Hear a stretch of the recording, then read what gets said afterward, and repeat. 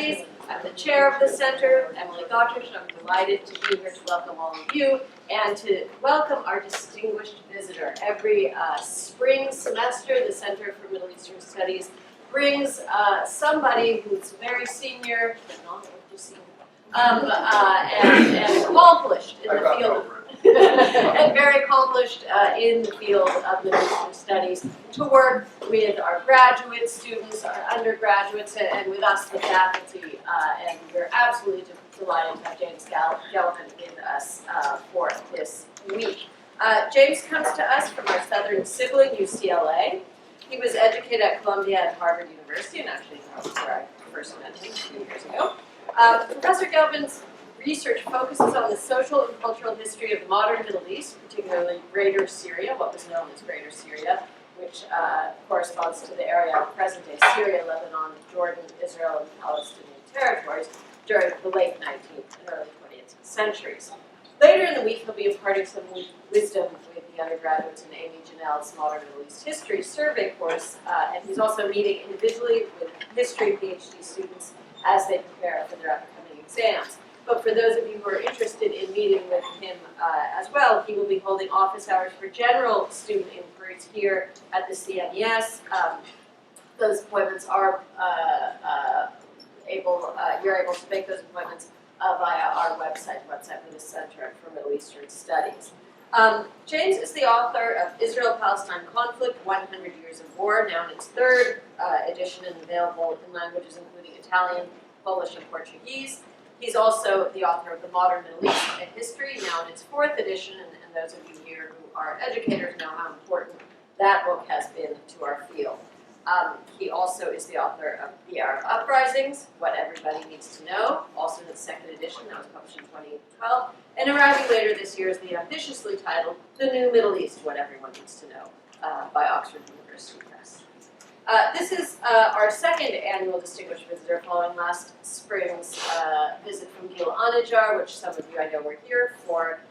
This year, which we've shifted focus from the abstract in Professor Anajar's literary critical approaches to the Middle East to something inescapably concrete in this current climate, the legacy of the 44th United States President, Barack Obama, in the Middle East. This talk will take a look at what Professor Gelvin has intriguingly termed the daring Middle East strategy of the Obama administration. Please join me in giving a warm welcome to James Gelvin to UCLA.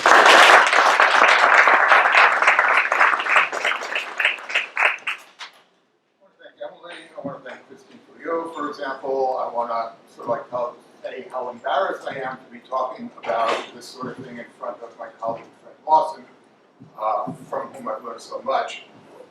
At the beginning of, let me just start off by saying a couple of things. As Emily said, I started out doing 19th, early 20th century history of Greater Syria. Greater Syria that you also know from the acronym ISIL, Levant. After 9/11, began to move into contemporary history. Now, contemporary history sounds a lot like an oxymoron. It's either contemporary or it's history, but how can it be both? And I think at this point it's necessary, particularly at this juncture, particularly for the last 3 months, it's become increasingly necessary for those of us in the field of Middle Eastern history and Middle Eastern social sciences more generally to actually become more public in what we do. A lot of us shy away from that. We want to basically do what we do. We want to do it in isolation, publish for each other, and so on and so forth. But that is a luxury I don't think we have very much anymore. Now, that's for all social scientists. For historians, on the other hand, I think there is also a responsibility in talking about contemporary events. The historian who got me into the field of history was Ferdinand Codel. And I think a lot of us in the history profession either owe a great deal of gratitude to Codel or, like me, sort of like when I read him in college, it was, this is history. I've never read anything like this. I got a B1. Anyway, Codel wrote about contemporary history, and he wrote about doing contemporary history as well. And I want to just read a brief quote from Codel about contemporary history and why it's so important for historians to write about the contemporary world. He said, anyone who studies the immediate past will continually have his eye caught by anything which moves quickly or glitters. But it is absolutely vital to know whether what we are witnessing is the rise of a new movement, the tail end of an old one, an echo from a distant past, or a monotonously recurring phenomenon. And that is exactly what historians can deliver to the present crisis. Now, the talk I'm going to give today comes from the book that is coming out in November on the New Middle East. The book is divided into a number of chapters dealing with that which we really have to look at and understand. Second chapter is on the Arab uprisings, then Syria, then ISIS, then a chapter called Patrons, Proxies, and Freelancers, and finally a chapter that introduced me to something I was not familiar with on human security, which I'll be talking about at the end of this talk. So let's get to it. How will history judge Barack Obama in terms of his policy and actions towards the Middle East? Well, the man has just left office, and yet the consensus has already been made about what he accomplished, or more commonly, what he failed to accomplish. Let me just read how one columnist put it, because this is a general opinion as hell. History, the war in Iraq, and countless other factors have brought the Middle East to where it is today. But what is also quite clear is that, in conjunction with those things, the abandonment by the world's leading power of its leadership responsibilities has contributed to the contemporary tragedy we are now witnessing. Moreover, and more importantly, it is setting the stage for a future in which future U.S. leaders may be asked to take risks far greater than those Obama sidestepped in order to contain the cascading consequences of his inaction, inexperience, and his overabundance of caution. Now that's the general consensus on Obama. Sometimes it's done like that, sometimes it's put in a kinder way. Well, what do you expect? After close to 7,000 American casualties in Afghanistan and Iraq, wars that will end up costing from $4 to $6 trillion when the final calculation comes about, after the American reluctance now to do anything like this again, boots on the ground once again in the Middle East, what would you expect Obama to do? He was just reflecting what the United States population wanted him to do. Now, what I want to do is take issue with both the positive and the negative assessment of why there was no action in the Middle East.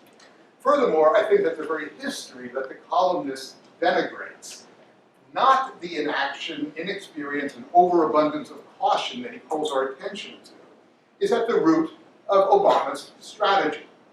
And there is a strategy, by the way, or there was a strategy that went beyond the famous quote, "Don't do stupid shit." After he said it and got the blowback, one of his counselors said, "Who would think that there was a stupid shit lobby in this country?" Let's take a look at the history. The United States was not engaged in the Middle East until after World War II in a serious way. American engagement with the region therefore coincides with the onset of the Cold War. American priorities in the region, therefore, were shaped by and reflected its overall priority in the Cold War. That priority, of course, was to prevent the expansion of the Soviet Union and the expansion of its influence. Now, during the Cold War, the United States had 6 goals in the region. The first, of course, was to contain Soviet influence. The second was to assure Western access to oil. Now, I'm being very, very clear about Western access, not American access. There were actually limits on the amount of oil that the United States could import until the early 1970s or so. They were put on by President Eisenhower. But oil for America's allies in Western Europe and Japan was essential for post-World War II reconstruction. The third goal was to ensure resolution of conflicts and to maintain a balance of power. Conflicts, of course, lead to polarization, which means that one side will come to us and the other side will look elsewhere, and that elsewhere will be the Soviet Union. The fourth goal was to promote stable pro-Western states. Notice I'm not saying anything about pro-Western democratic states. That was never a consideration in American policy. The fifth goal was to preserve the independence and territorial integrity of Israel. I'm not saying that there was, we supported Israel in any specific set of boundaries. And here, let me say something about the recent UN vote that the Obama administration got a lot of flack about. You know, this was payback for Bibi Netanyahu. This was, you know, some sort of like payback for Trump or whatever. If you actually look at this, at the history, overall, since 1967, the United States has vetoed 42 resolutions on Israel. On the other hand, UN resolutions, Security Council. On the other hand, the United States has allowed 72 resolutions to go through, either by voting for them or abstaining. Most of these resolutions had to do with something associated with the settlement issue. Among those people, by the way, those presidents who allowed these resolutions to go through, the highest number went through under Ronald Reagan. That was 21 resolutions. A lot of flack over one lousy resolution that Obama got. Now, if we measure it in American terms, American policy was extraordinarily successful in the Middle East. We pause for a second. We're measuring this in American terms. This does not, for example, detract from the fact that America is the largest purveyor of arms into the region, that the United States has betrayed, for example, the Palestinians on multiple occasions, most notably 1983, the Kurds on multiple occasions, most notably 1975, and in speculation, probably 2017. And the United States, of course, has bolstered, partnered with truly appalling regimes in the region. But if measured on American terms and not on Middle Eastern terms, we were extraordinarily successful.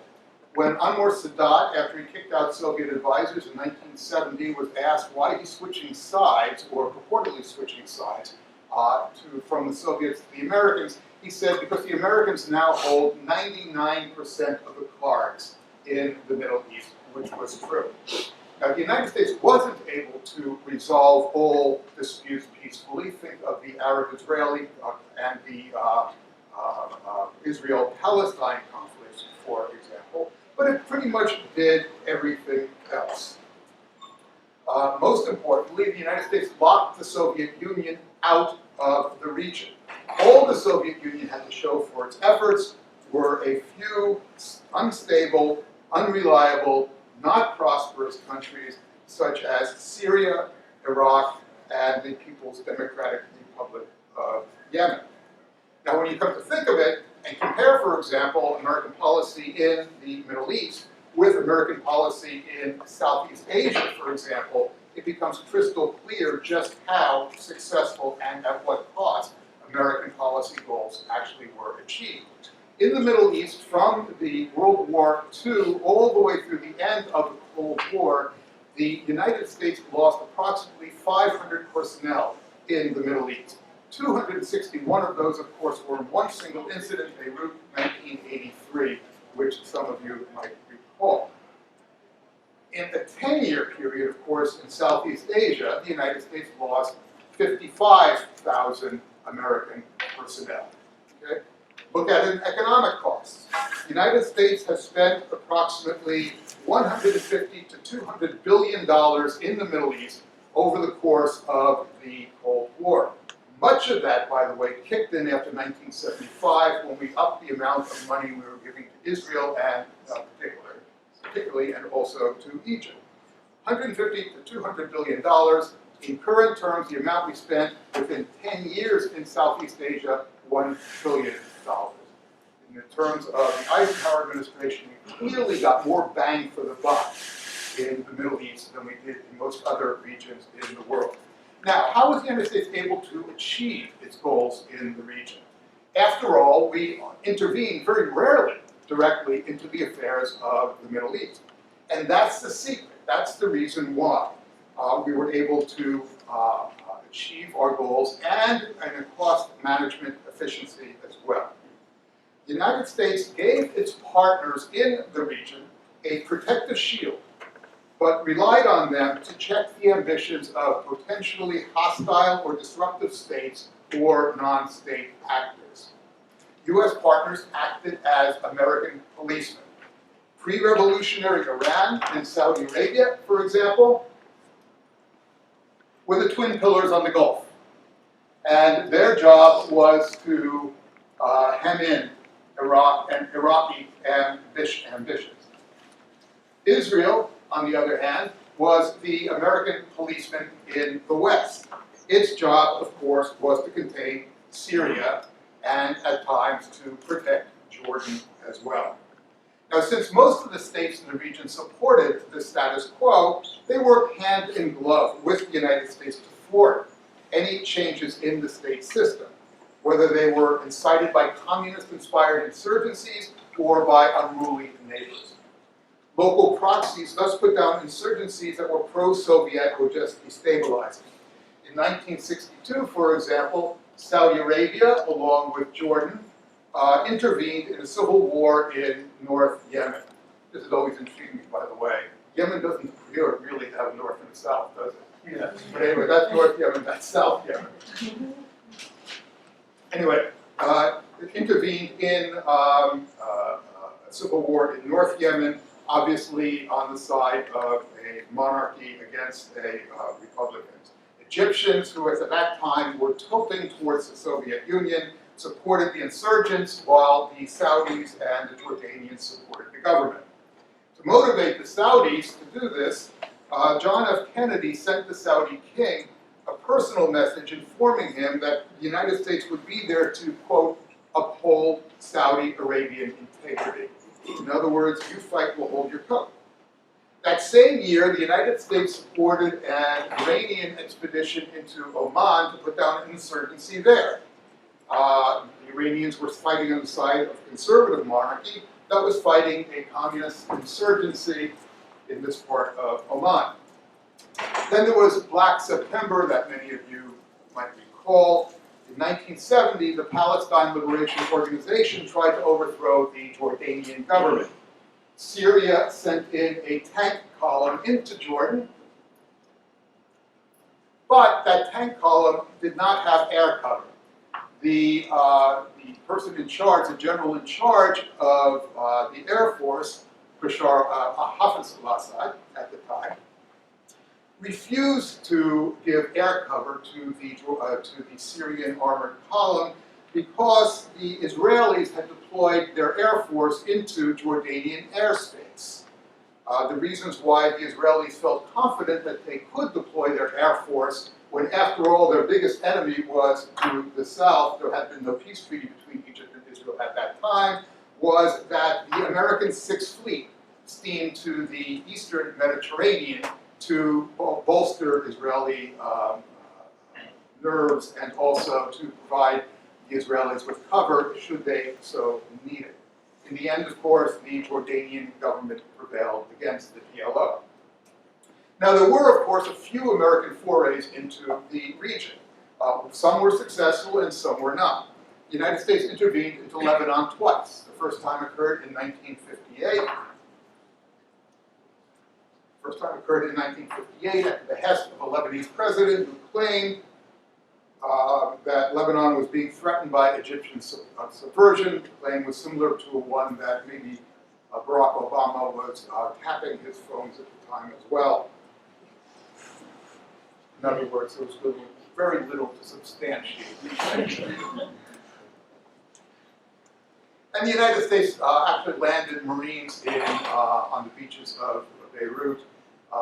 You might have seen pictures of the Marines landing full military regalia, and at the same time, every orange drink dealer, that was available on the beach trying to sell them orange drink while they did it.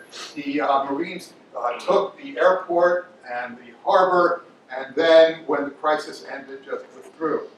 That's what happens, by the way, when you have a president who served as a commander-in-chief, as a commander, for example, in the Second World War, who understood exactly how you do these sort of things. The second time the United States intervened in Lebanon was 1983, after the Israelis invaded. The U.S. troops were part of a multinational force to separate the Israelis and the Palestinians. And as I said, that ended tragically with the death of 261 American servicemen, mostly Marines. Now, the most famous example, of course, of American intervention in the region took place in the immediate aftermath of the Cold War. The Gulf War, to throw Iraq out of Kuwait.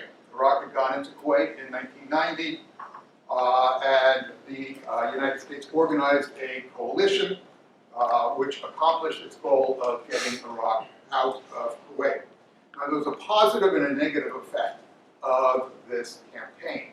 On the plus side, the United States did not fall victim to hubris. After the mission was accomplished, a very, very stated mission of getting Iraq out of Kuwait, the United States left. It did not bother to stick around for regime change in Iraq. On the negative side, however, the Gulf War marked a subtle and episodic shift in the way the United States was going to deal with the Middle East. It set a precedent that offshore balancing that the United States had been doing before, the idea of being offshore and allowing our allies to do the heavy lifting, was going to be replaced by direct American intervention. During the Clinton administration, direct American intervention in the Gulf happened again. Before Clinton, the United States had let Iran and Iraq balance each other off.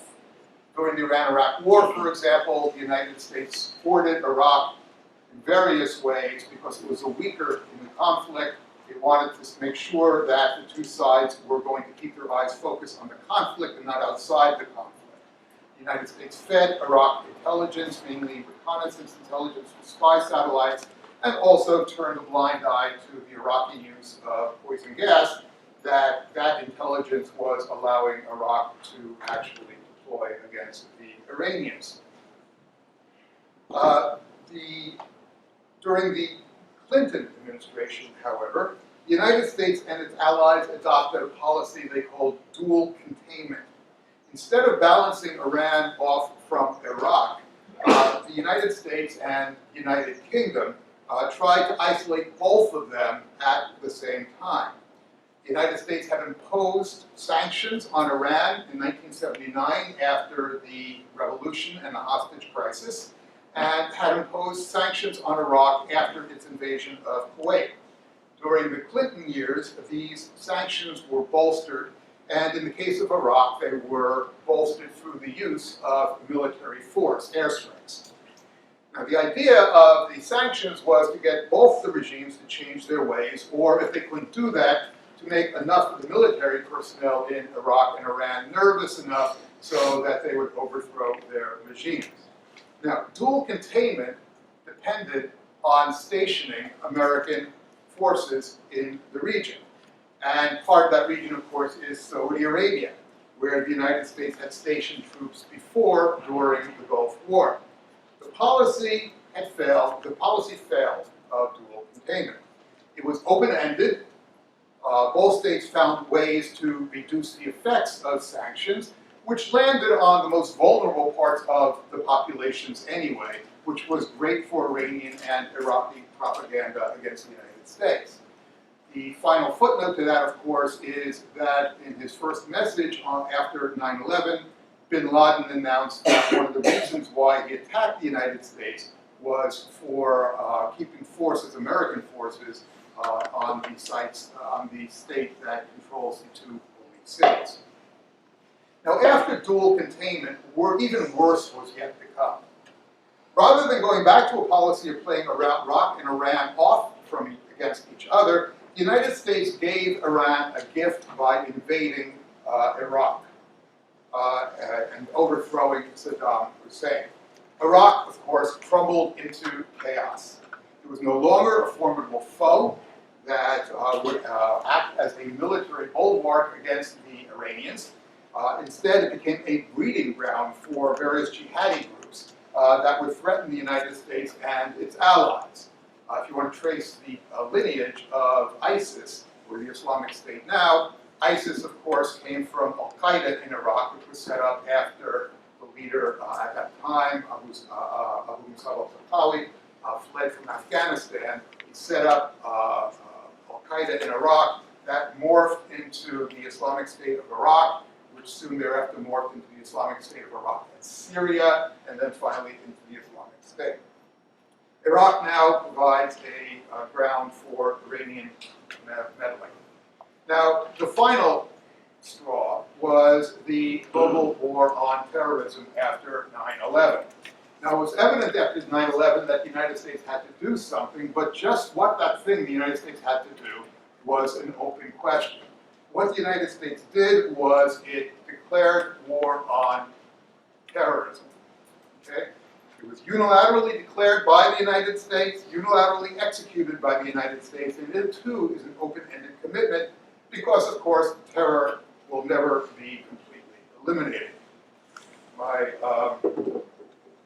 good friend Daniel Pipes once put it that America does great when it declares war on proper nouns. You know?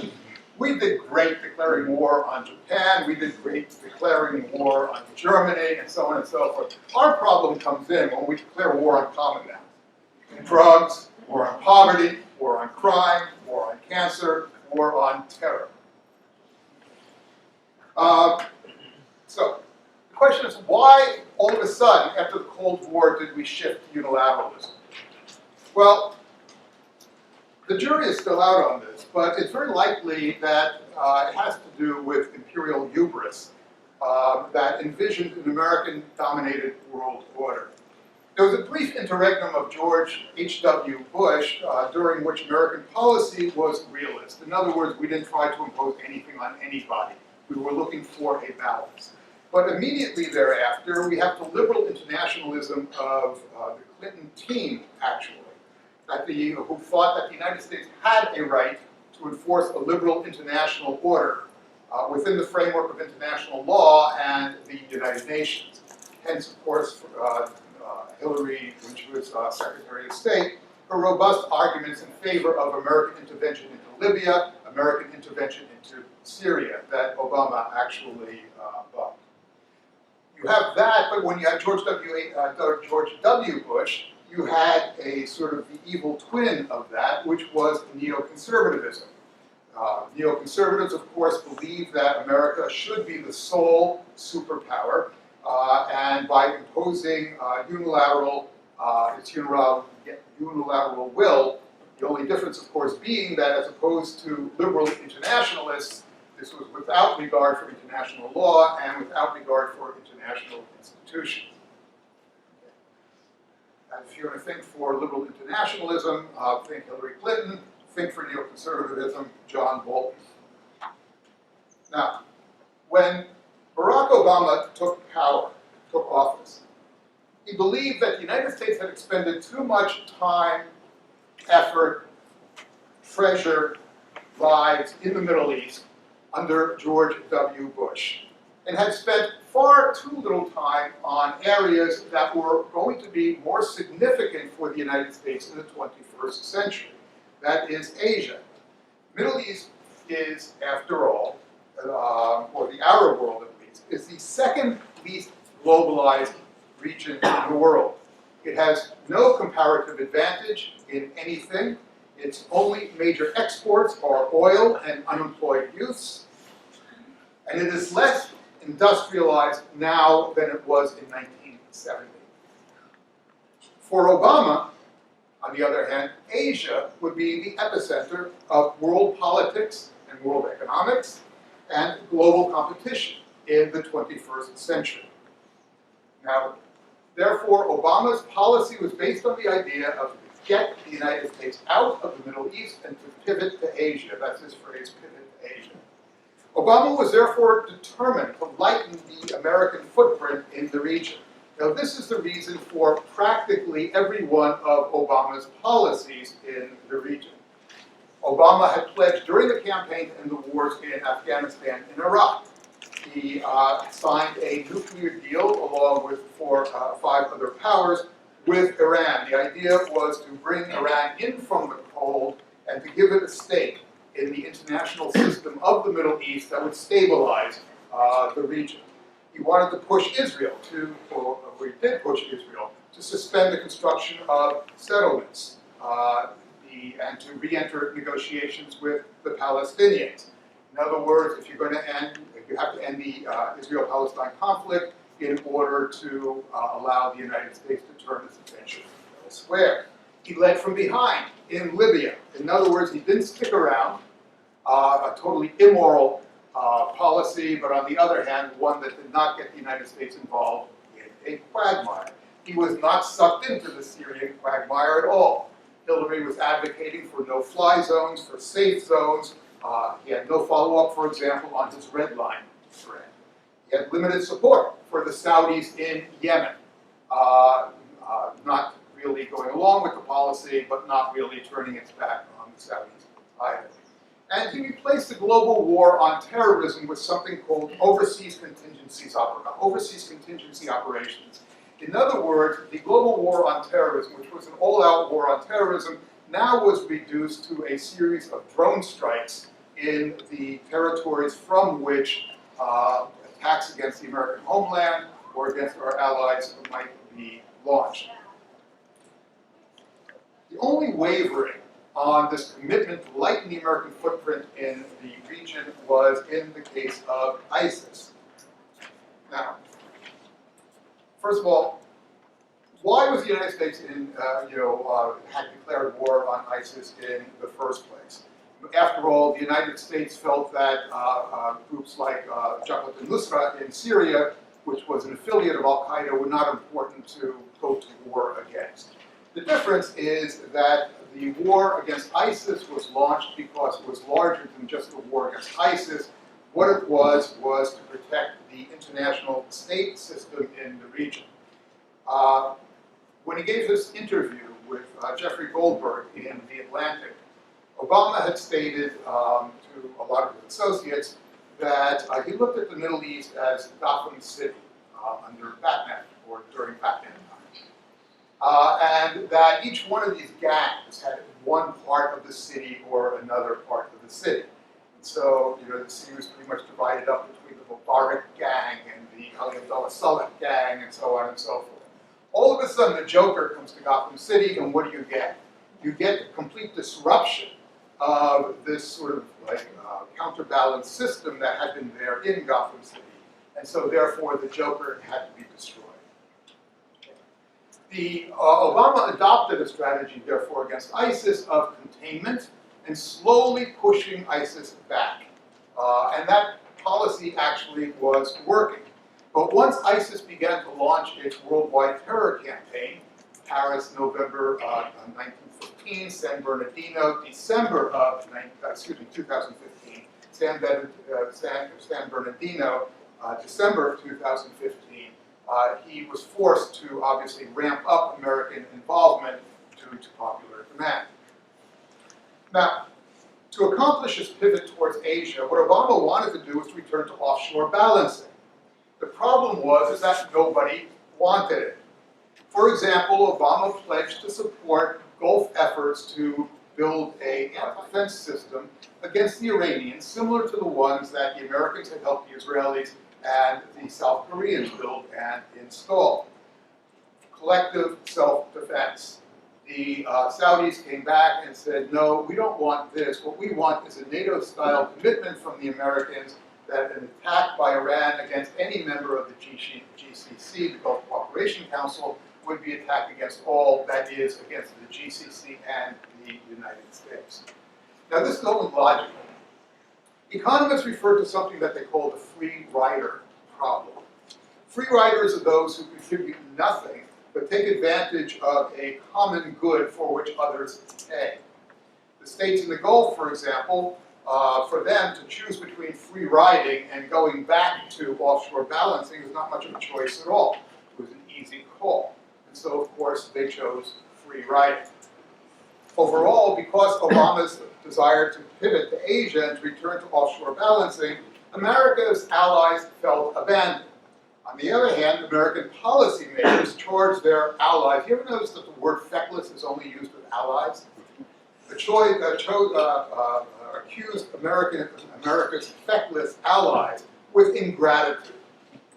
Now, Obama actually called Europeans and our Arab partners out as free riders on the pages of The Atlantic.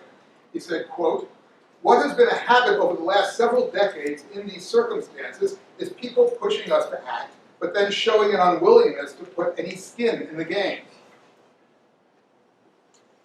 I miss Obama's turns of phrases, by the way. We're not going to get another skin in the game president for a long time.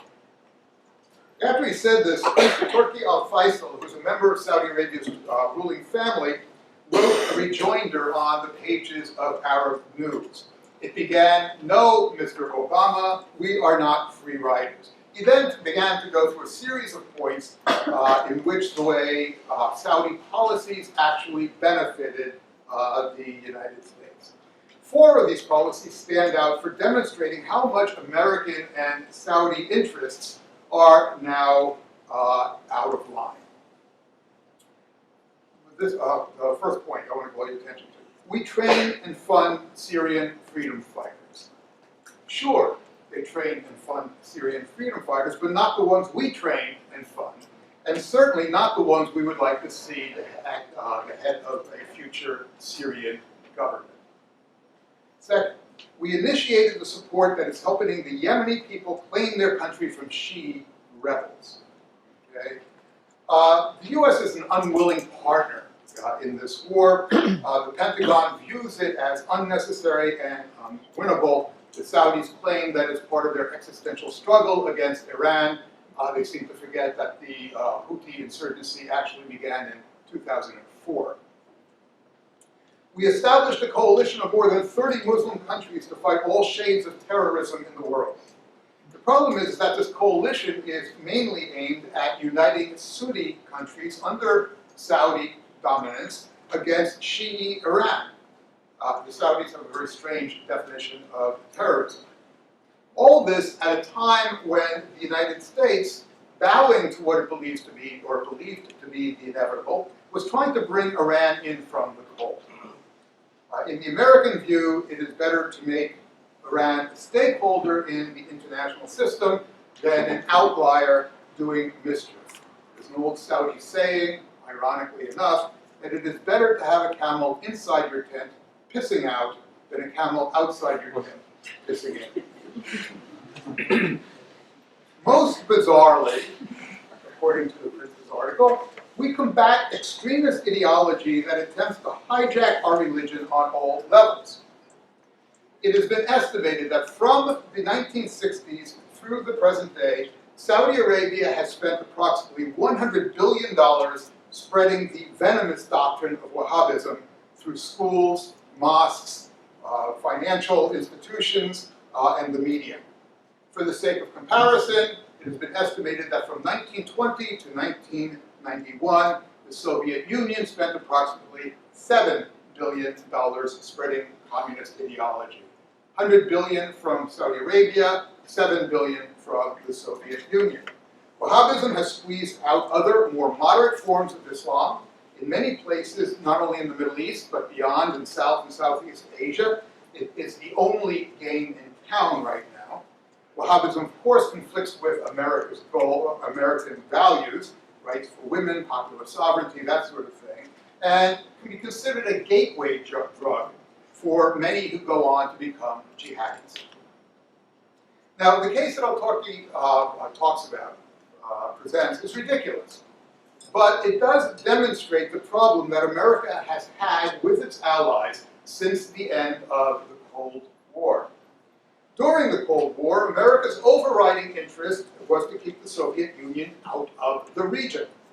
That, too, was the interest of America's allies. After the collapse of the Soviet Union, the overriding interest was gone. The United States and its partners diverged on their national interests and on how to achieve them. For example, America's Arab partners had grown accustomed to American support no matter what they did domestically. After all, both wanted the same thing: preserve the status quo. For the United States, any change in the status quo would invite the Soviet Union in. For the partners, any change in the status quo would threaten their regimes or even their states. But things changed after the end of the Cold War. Thus, the fact that the United States did not go to the mat for the autocrats it had once supported angered the Saudis. They accused the United States, for example, of throwing Hosni Mubarak under a bus. Those who followed closely Egyptian developments know full well that the United States stuck with the regime until the bitter end.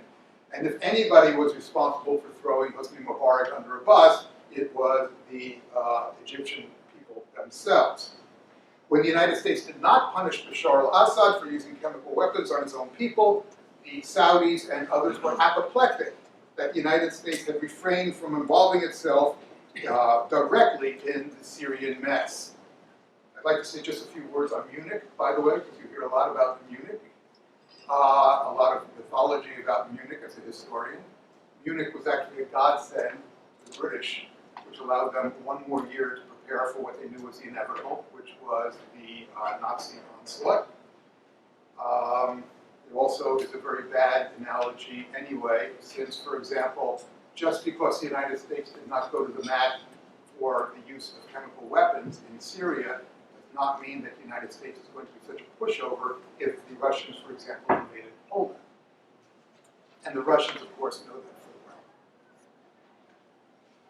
It's not just the Arab world where American interests have diverged from the interests of its partners. Take Israel, for example.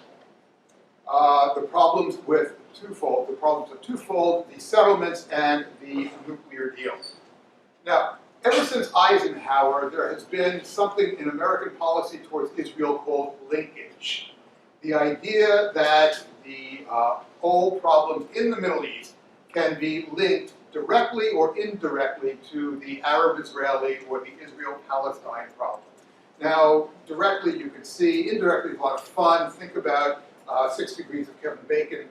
You know, that's just sort of what you have to do to get the indirect relationship between Israel-Palestine and all the problems in the Middle East. But administrations believe this, and this, of course, made resolving the question between Israel, its neighbors, and the Palestinians all the more imperative for every administration since Eisenhower. But in the meantime, Israel has become more right-wing, more nationalistic, more religious than it had been before the 1967 war. Hence, the power of the settler movement in Israeli politics. Settlements present, and this is what Obama recognized, the biggest stumbling block to getting the Palestinians to believe the Israelis are serious about a two-state solution. You take the problem, for example, of why can't there be natural growth in the settlements? Well, the question, for example, Israeli settlers are going to have children. Why can't they build an addition on their house? Well, how many years do you think that negotiations are going to go on?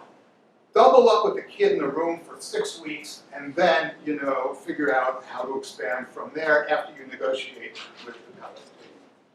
Obama and Obama aide called the Israeli Prime Minister Benjamin Netanyahu a chicken shit for not standing up to the settler movement. The United States also have two very different perceptions on the existential threats coming out of the region as well. There is the problem of the Iran deal. The P5+1 countries and Iran agreed in July 2015. I keep saying 1915 because I keep on going back to a century I feel much more comfortable. A pre-Twitter century.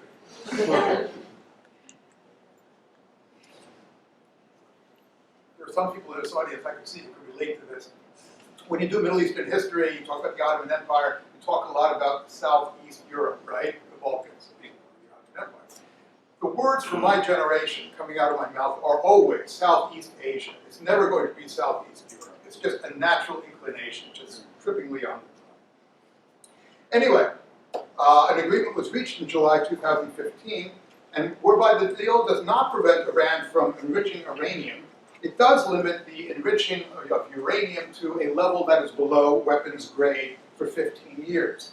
It also includes provisions to prevent Iran from cheating and to ensure continued international inspection of its nuclear facilities. Now, Israel views Iran as an existential threat. Iran, of course, supports Hezbollah, and an Iranian president, for example, once called for Israel's destruction. Israel, like Saudi Arabia, did its best to scuttle the deal that the Americans had helped broker with Iran. For them, it wasn't strong enough. It didn't dismantle Iran's nuclear program in its entirety. Rather, it delayed and diminished it. As the Israeli Prime Minister and the Israeli Prime Minister even bypassed the President of the United States and took his case directly to a joint session of Congress. Now, the United States signed on to the deal anyway.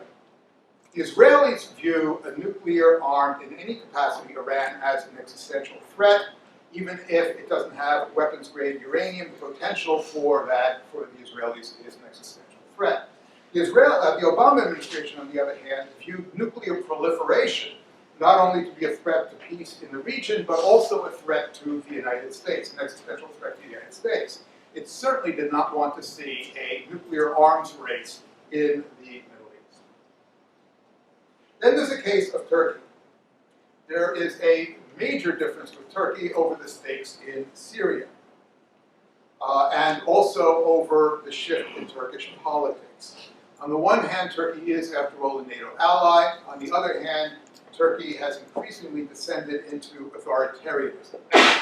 U.S. and Turkey are at odds in the Syria policy. Turkey works closely with the Islamist opposition, and Turkey, of course, has intervened into Syria, has actually invaded Syria in order to ensure that there isn't contiguous Kurdish territory in northern Syria as well. Turkey views Kurdish groups as an existential threat. They think that what will happen in Syria will be flipped into Turkey itself, and that after all, the groups that we are working with, the People's Protection Units, are working with an offshoot of the PKK that is now fighting the Turkish government. On the other hand, the United States views the Kurds as an important part of its struggle against ISIS, and also views the various Islamists that Turkey is working with in Syria with a great deal of suspicion. Now, overall, Obama's attempt to extricate the United States from the Middle East was sandbagged by history, and not by inaction, inexperience, or an overabundance of caution. Three events in particular made extrication impossible. Number one, the Arab uprisings, which nobody could have foreseen. Secondly, the Syrian civil war, the depth of which nobody could have foreseen. And finally, the rise of ISIS. But it wasn't just the fact that the United States got blindsided by events that could not have been foreseen that created problems for the United States in the region and made it impossible for the United States to refocus its attention on Asia. There was a more fundamental reason as well. The United States could not use the same tools in the toolbox it had used during the Cold War. When the overarching goal of American policy was to prevent Soviet expansion and Soviet influence from spreading into the region, the United States could rely on its military might to resolve or at least deter the Soviets from doing so. But just think of the problems in the Middle East now. The last chapter of my book, as I said, is a chapter on human security. The Middle East is probably the worst region in the world, except for sub-Saharan Africa, in terms of human security. And I'll define human security as those factors that threaten the lives of those who live in the region. Among the most important threats to human security that nobody is even looking at the present time, it's bad governance, stagnant economies, poor health care and educational delivery systems, climate change, population growth, food and water insecurity, population growth and imbalance, and war.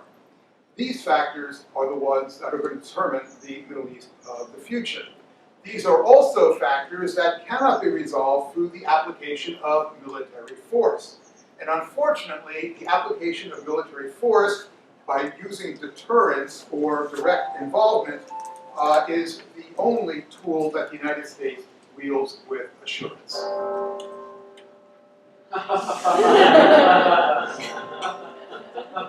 I'll close with that.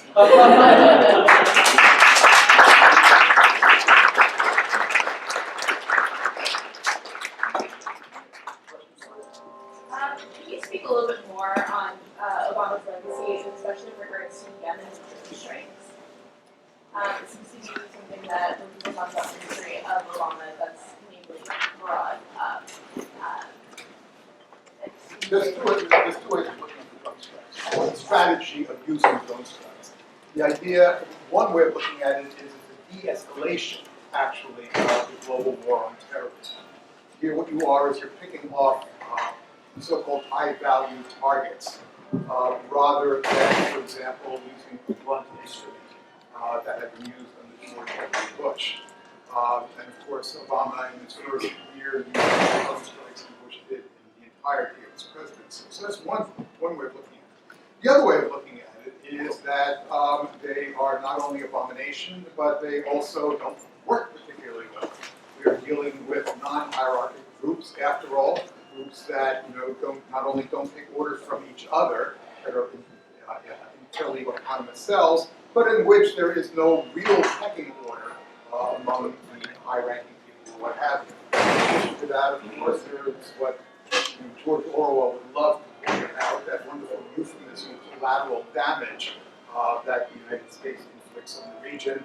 We just have to protect ourselves in terms of blowing up a Syrian mosque, and there was an incident earlier, a couple of days earlier, as well in two incidents, one in Yemen, one in Somalia, where Apache helicopters attacked Somali refugees. So, the question is the efficacy and the ethics of these things. And I frankly, personally don't come down on the side of the ethics, and the efficacy, I guess the military and security people can debate. So back in 2011 or whatever it was, and there was the Arab Spring, and there was, I'm no expert, but there was this feeling in the air that democracy and the world was going to change, and then it all fell apart. Did it fall apart just because bad luck, or was there? Could a historian have predicted that this isn't just in the cards, or what was the dynamics behind the outlook? Okay. The question is, ever hear the question, brother? Back as well. Why did the Arab Spring work? Well, first of all, it's hard to say the word Arab Spring without sounding ironic.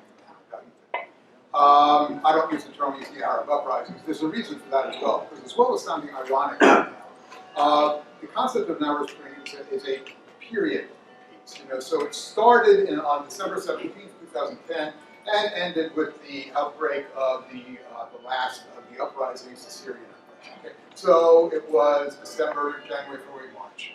So 4 months. That's not the case. You can look at uprisings for human rights, democratic transition, economic and social justice, going back to 1980 or so.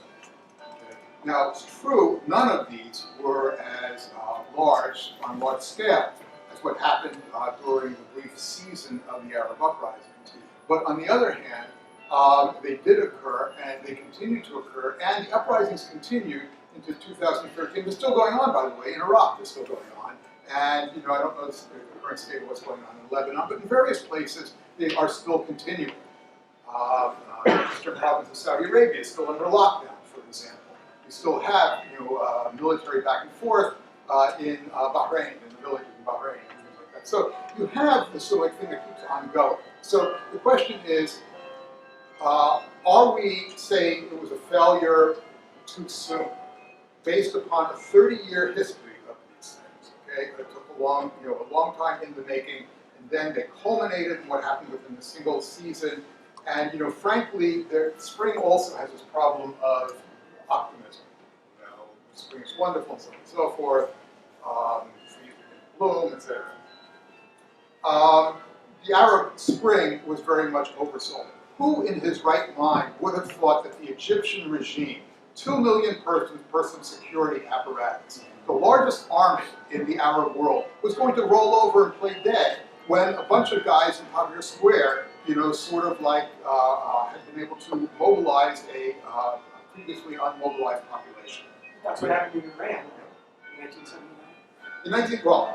In 1979, yeah, that is the case, which is the reason why I would recommend everybody reading Charlie Kirsten's The Impossible Revolution, Unthinkable Revolution in Iran as well. I can get back to that in a minute.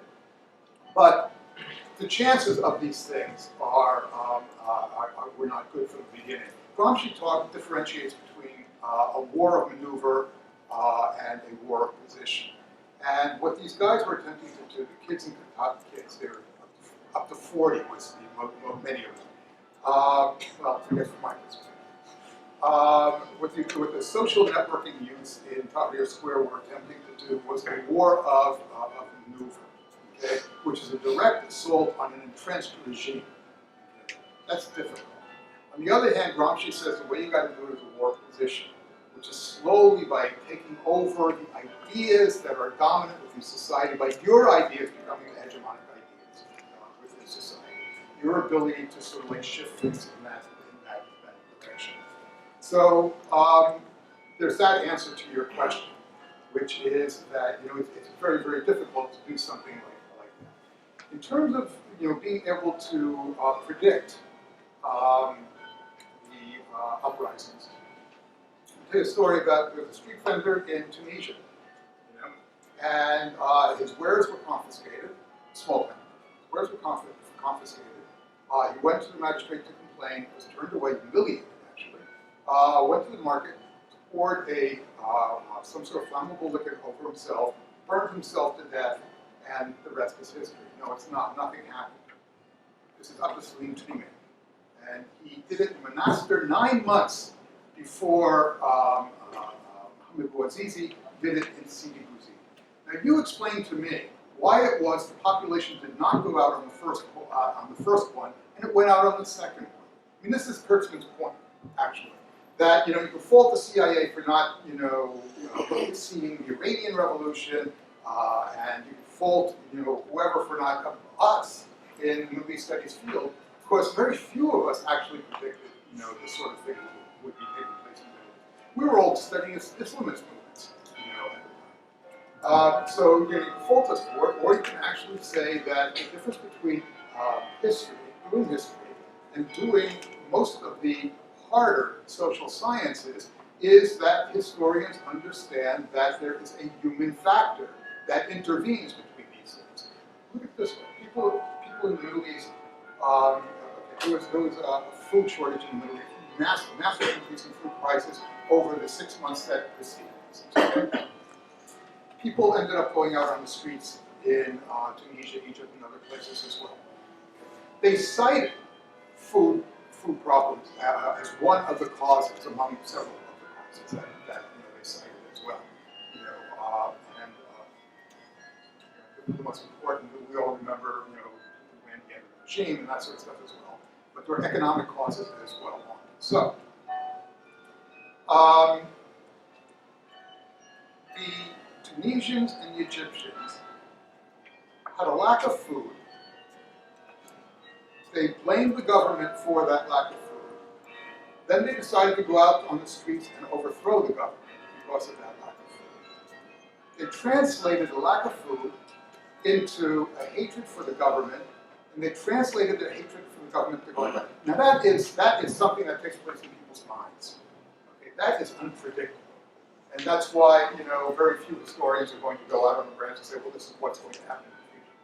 Or to put it more succinctly, as Yogi Berra once said, predictions are difficult, particularly about the future. I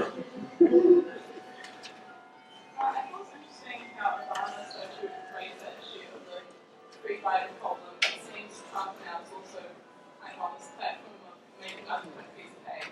But historically, I know that he wants me to benefit the most from maintaining the status quo and the institutions that it leads, because they're the ones that need to be able to influence them for their own interests. So I'm just wondering, why is that starting to change? Why is that trade-off now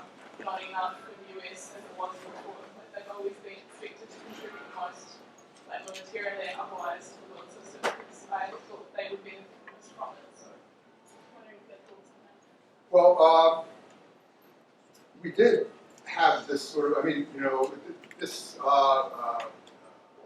over the horizon view of the United States, the idea of having our partners do the heavy lifting. This, of course, wasn't just in the Middle East. If you remember the Nixon doctrine as well, which is, as expressed by Lyndon Johnson, who was lying at the time, why have American boys travel 10,000 miles to do what Asian boys should be doing for them?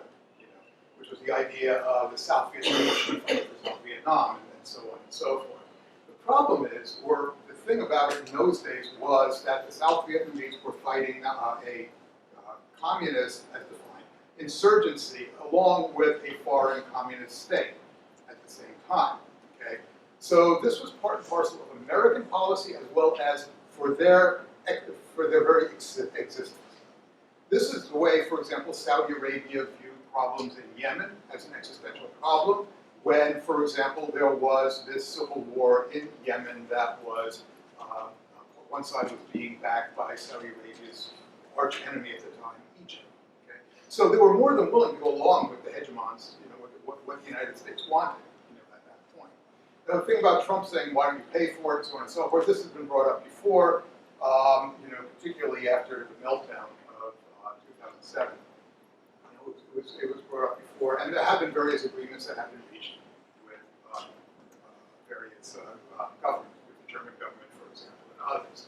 So states are, you know, states don't want to step up to the plate, because why should they if they are able to be free riders? But if there is this sort of like problem, you know, with the hegemon, then undoubtedly, you know, something will be worked out, and that's what's happening now.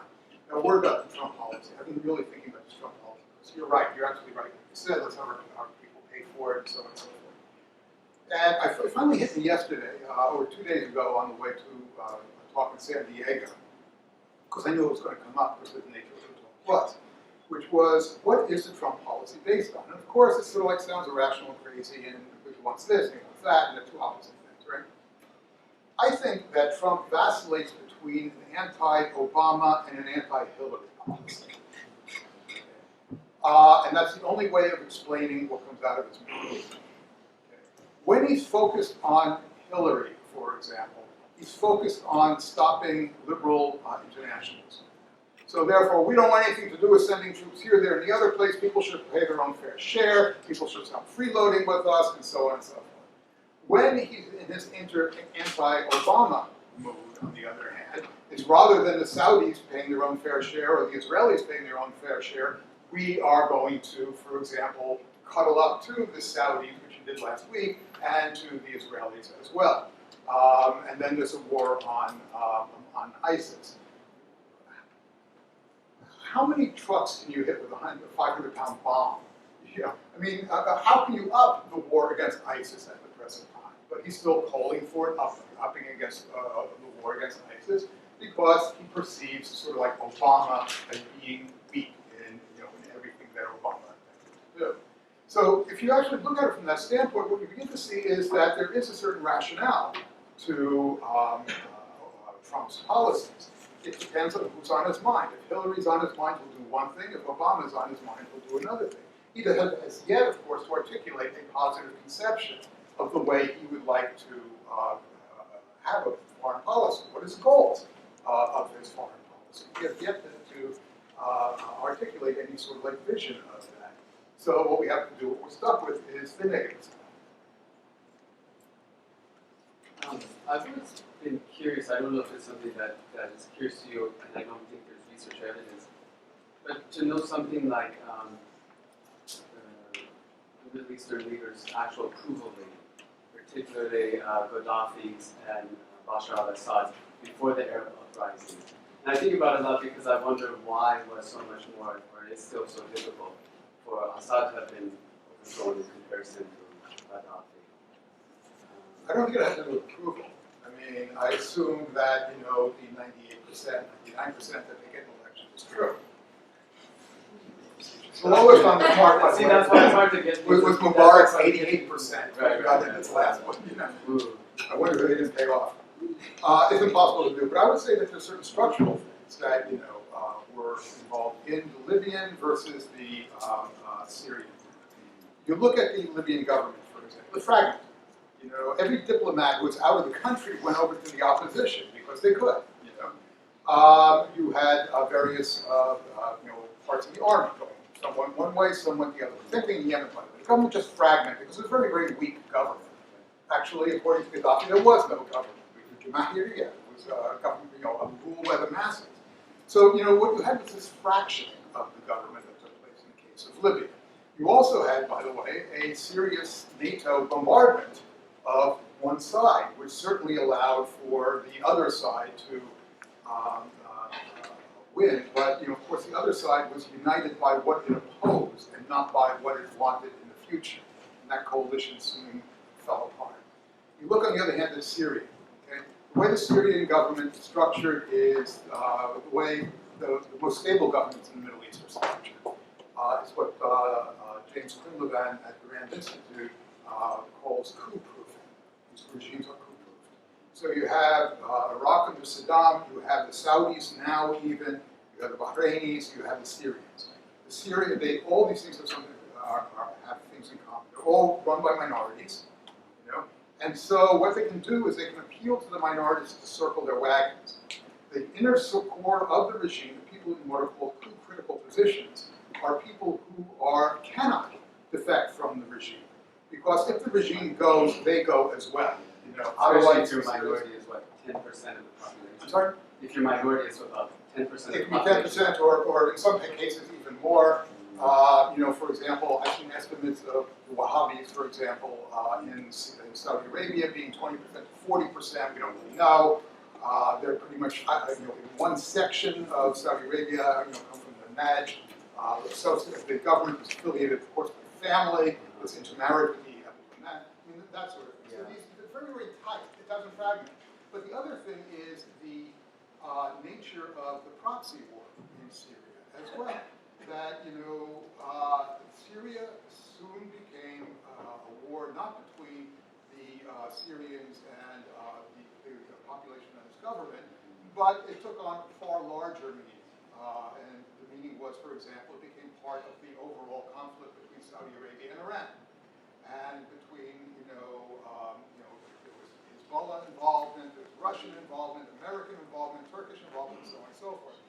They were able to do it much better, than the people supporting the opposition for one simple reason.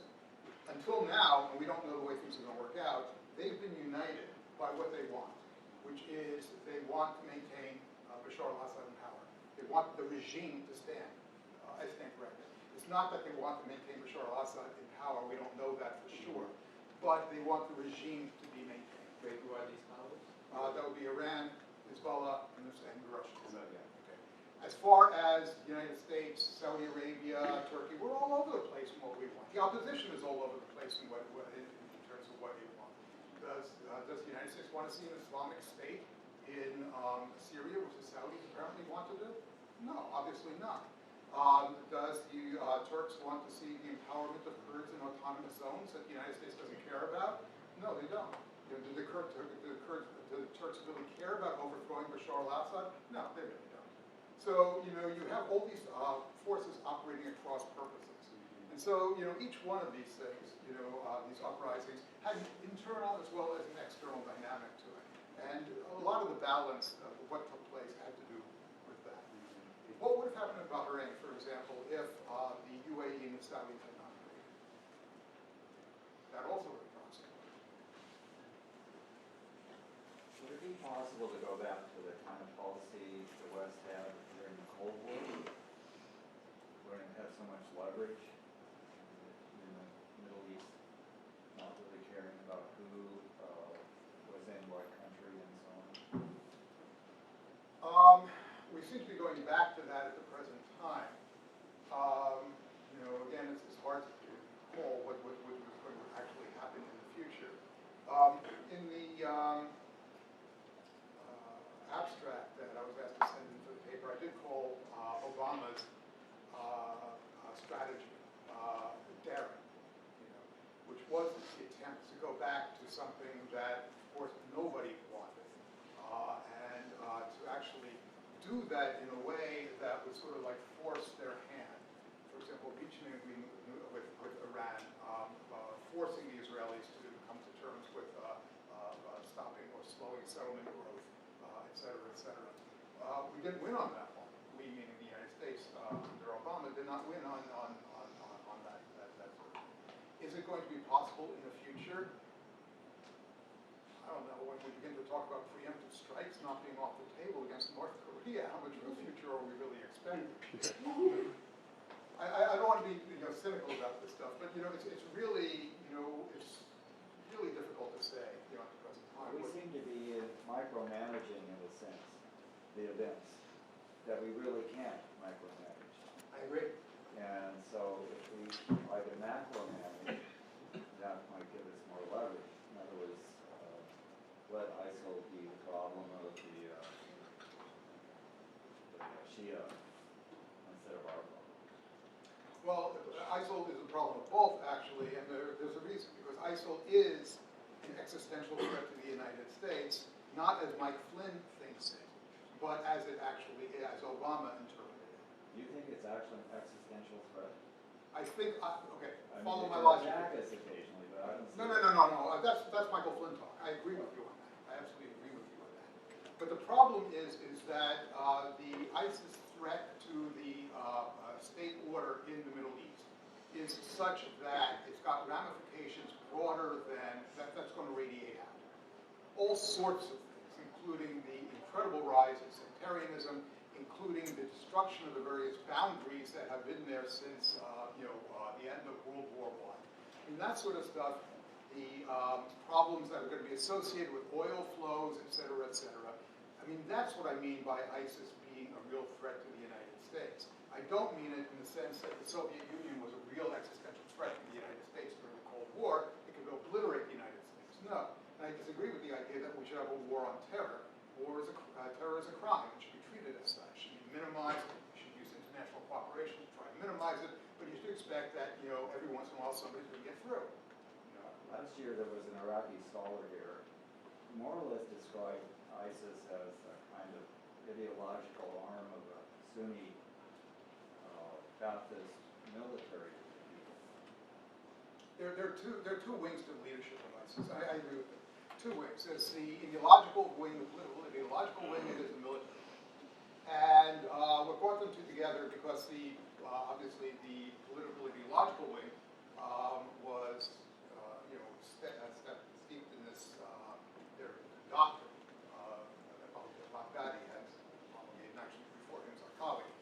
And what brought the secular military leaders together was their common hatred of the government that the United States left behind in Iraq, Nouri al-Maliki's government. Okay? Now this is very interesting as well. What would happen if, for example, those people who say ISIS is apocalyptic, if they're right? First of all, I don't think it's apocalyptic at all. But let's just play, sort of like that game. What would happen if, for example, Baghdadi and the political ideological leadership said, yeah, we're prepared to go down, we're going to make a last stand here, and the end of times will happen. Besides being sort of like an Orientalist fantasy about how people like that think, what would the military do? I mean, the way I think of it is that the military, the military people think of these guys in the same way that Hitler's generals thought of the Nazi true believers, which is, they get preached to by these guys, but then they roll their eyes and go back to their maps, But if these guys were ever to threaten the military wing's true objective, which is to establish, you're right, a Sunni hegemonic state in the center of the Arab world, if they ever were to threaten that, these guys would be finished. Well, that's part of my point. That seems the most serious threat against this macro management argument. That example of ISIS is the most serious example of why not to do the macro management.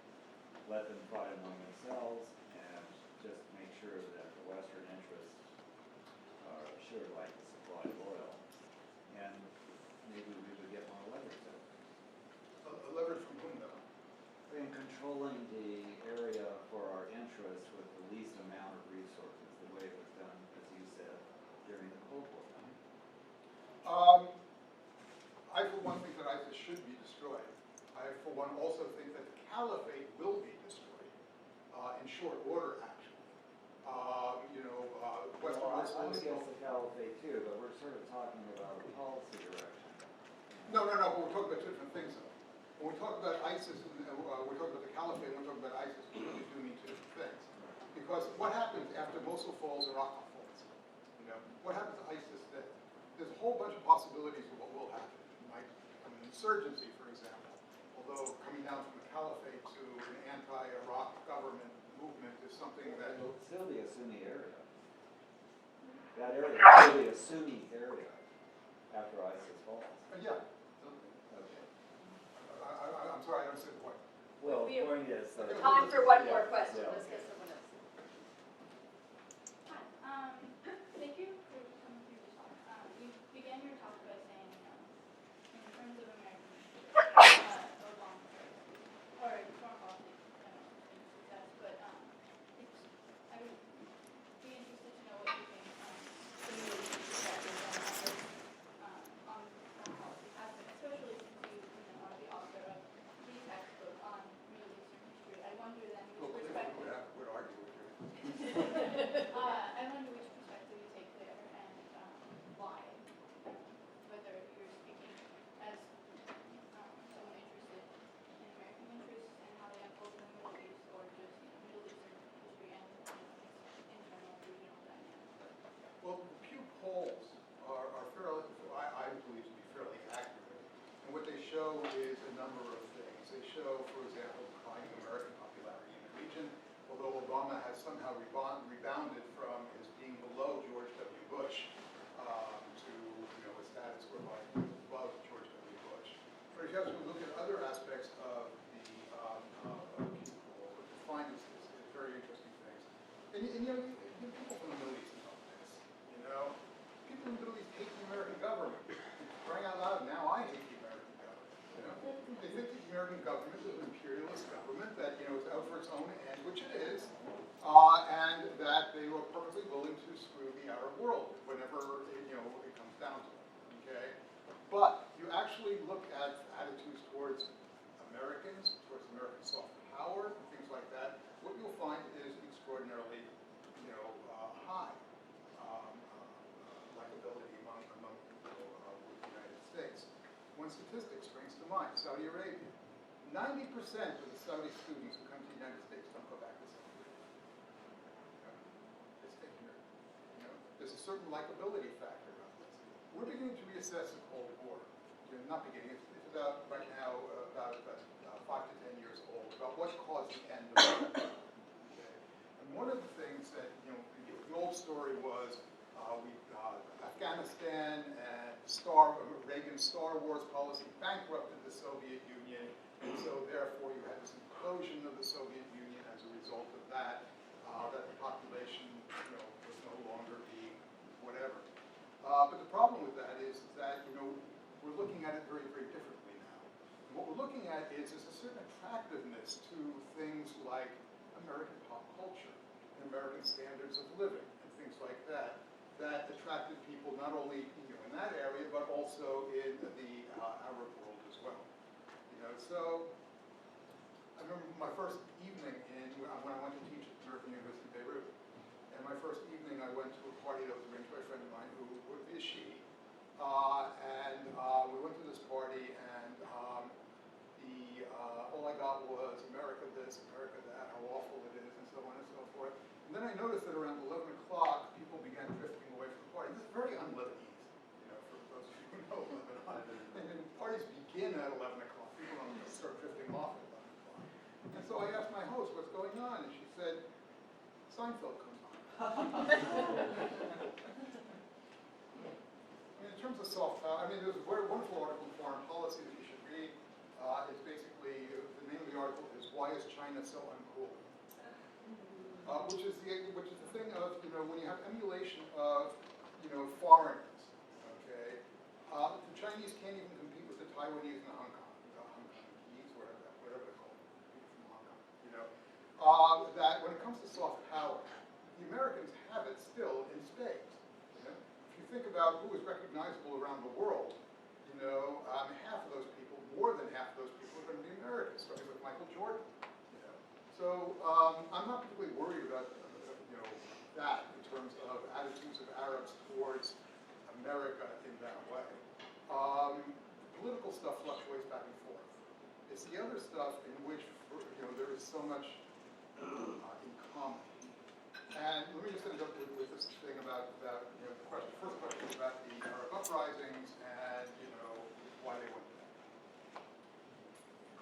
The United States, for its own selfish reasons, I believe, and I can explain that at some point later, put the notion of individual human rights on the international agenda. They did it at Helsinki to begin with.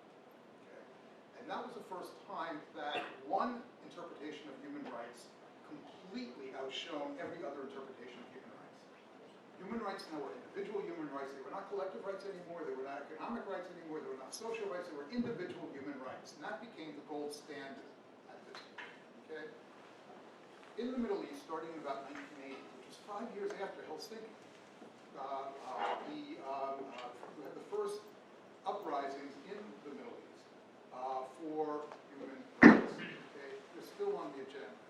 Now, if we just sort of switch just a little bit, let's look at 1848.